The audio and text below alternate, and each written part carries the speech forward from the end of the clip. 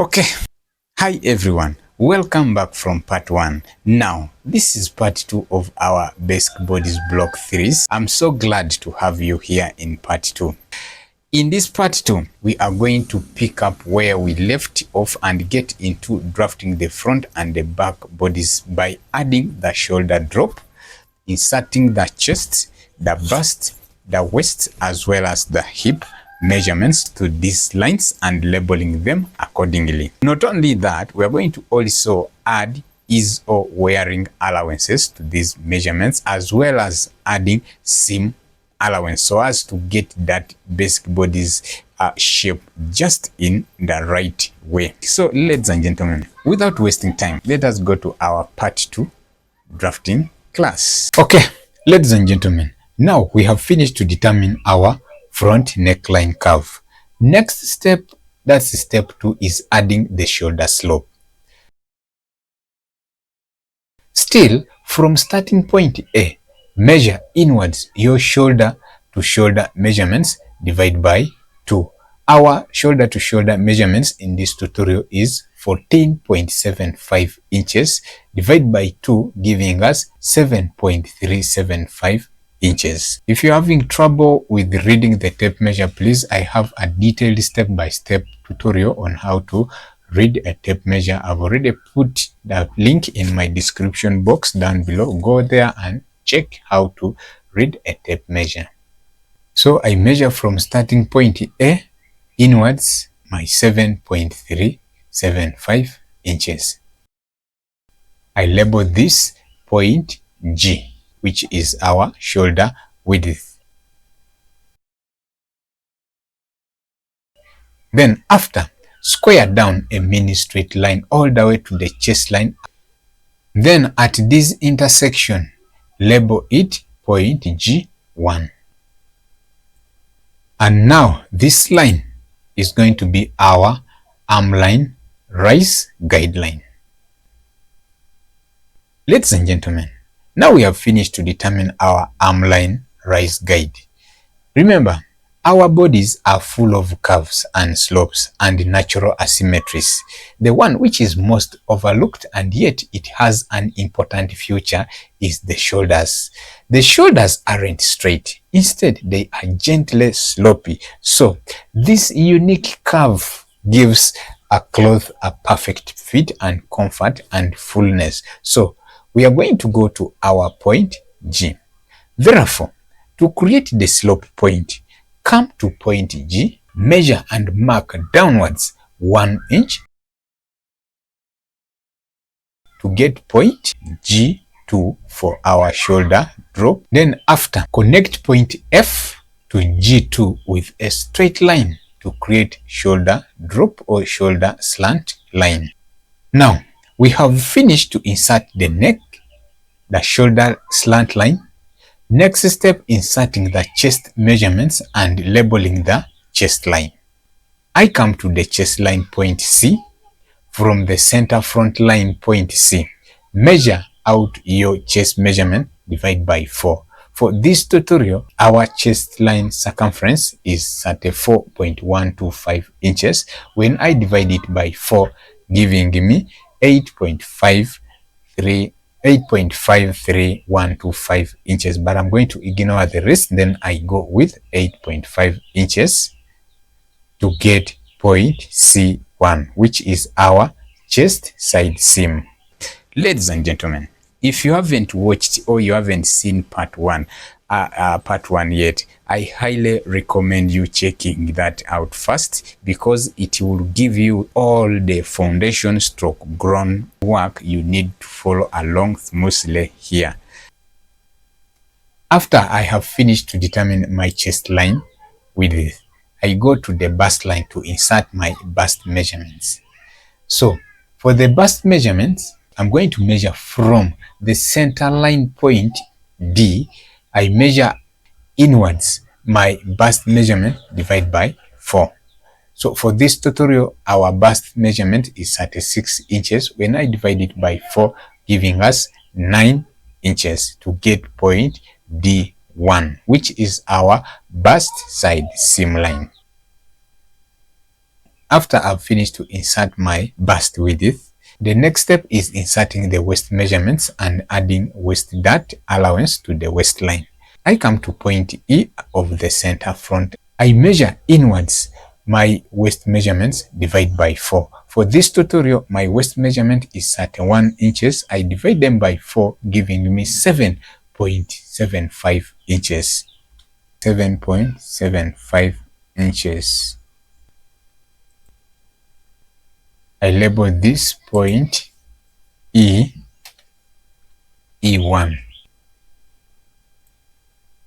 Remember, the female body shapes have those curvy appearance in them, so that means we need to add that allowance to the waistline for shaping the waist and the hip line. So I add 1 inch for that allowance. Then I label this point E2. Now we have finished to insert the waistline. Next step is we head over to the hip line point E to insert our hip measurements. From the center point B, measure inwards your hip measurements, divide by 4. In this tutorial, my hip measurements is 43.25 inches. I divide it by 4, giving me the 10.8 inches. So I mark my 10.8 inches here. Then I label this point B1. Then still I square this point down the hemline. Label this point 2. Ladies and gentlemen, once you have got your chest, bust, waist and hip line measurements marked, then connect points C1, D1, E2, B1 all the way to the hemline allowance point with a curved line to create the side seam outline of the basic bodice block.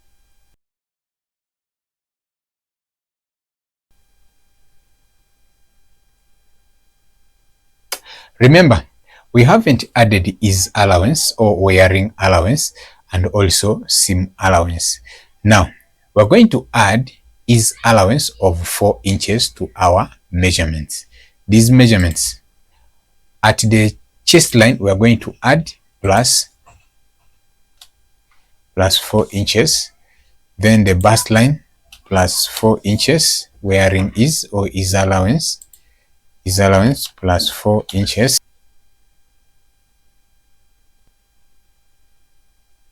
So the 4 inches that we are going to add, we're going to divide it by 4, giving us 1 inch. So we are going to add 1 inch to the chest line, bust line. We don't add any allowance to the waistline. We add 1 inch to the hip line. So here I mark this point. Then I label it C2, which is our ease allowance point. I come at the bust line. I label 1 inch. I label this point. I mark this point. Then I label this point D2, which is our ease allowance or wearing allowance. Then we don't add any ease allowance to the waistline. We just go up to the hip line. We go up the hip line. We add our ease allowance of 1 inch. Then we label this point B2. That's our wearing allowance. Then at hemline allowance, we still also mark this point 3.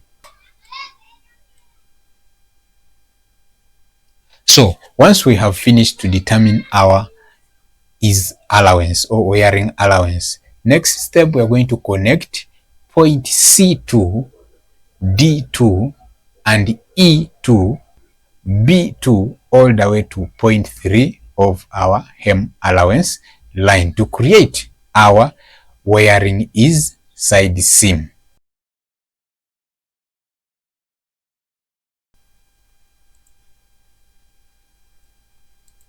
Make sure you smoothen these lines. So as you can see, we have finished to insert our is allowance of 1 inch. The next thing is we are going to insert our side seam allowance. Now we are going to add seam allowance. So for this tutorial, we are going to add seam allowance of 0.5 inches, but you can add up to 1 inch and more depending on the fashion and the design and the fabric you are working on.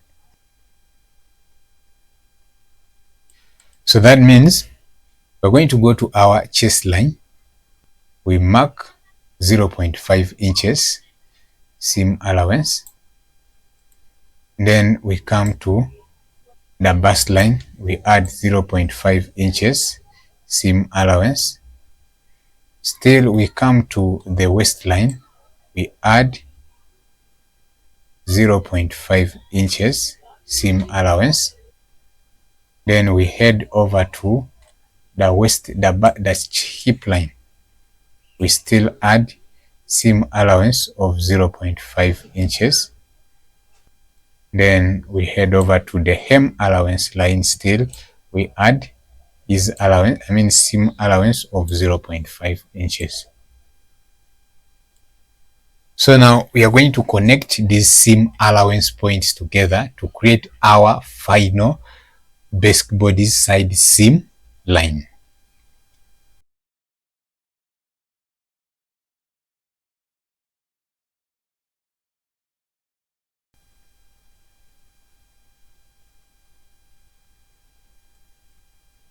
So as you can see, we have finished to determine our seam line. So the black line is our exact body measurements. Then the blue line is our is allowance of 1 inch. Then the red line is our seam allowance of 0.5 inches. Now, ladies and gentlemen, we have finished to determine the is allowance and as well as the seam allowance. The next step is let us go back to the armhole to redefine our armhole line. Use this armhole rise to redefine the body's armhole curve. Along the arm line rise, get the midpoint of point G to G1 and label it point G3 for the armhole shaping curve. So here I have arm line rise of 7.25 inches. So I'm going to get 7.25 inches divided by 2, get the midpoint. So the midpoint is 3.6. So I'm going to measure from there. 3.6 is around here. Then I label this point G3. Then point G3, we're going to connect it to point C1 in a curvy way to create the back armhole curve like this. So that is our armhole rise for the back. But for the front, we are going to come back to point G. We are going to measure inwards. For medium-sized person, we are going to measure inwards 0.5 inches, 0.75 inches. But for fat people, you can go in by 0.5. Then for tiny or small people, you're going to go in by 1 inch. But this person's tutorial or for this tutorial, we are going to go inwards by 0.75 inches. So I mark here 0.75 inches. This is our point G3. Then we label this point G4. Then after you have marked this point, you're going to connect point G2, G4 all the way to C1 in a curvy way like this. As you can see, the red line at the armhole curve is for the back bodies. Then the black curvy one is for the front arm line curve. So as you need to know that the front arm line curve is always deeper than the back one. Now, ladies and gentlemen, we have finished to determine that. The next thing is to determine the back neckline curve. So still we come back to point A here to determine the back neckline curve. We're just going to mark from point A downwards 1 inch. So I mark this point 1 inch. Then I label this point A1. A1, this is our back neck depth. So still, like the way we did, we are going to connect F. The width remains the same. It's only the depth that differs. So we are going to mark point F. To connect point F to A1 in a curvy way to create the what? To create the back neckline curve in this format. Let me change this to black. So as you can see, the red line is for the back bodies, armhole and the neckline. Then the black line is for the front neckline curve as well as the arm line curve or armhole curve. Now, ladies and gentlemen, as you can see, we have finished to determine the outline of our both basic bodice block as well as the back neckline. Now, without wasting time, ladies and gentlemen, see you in part 3. Yes.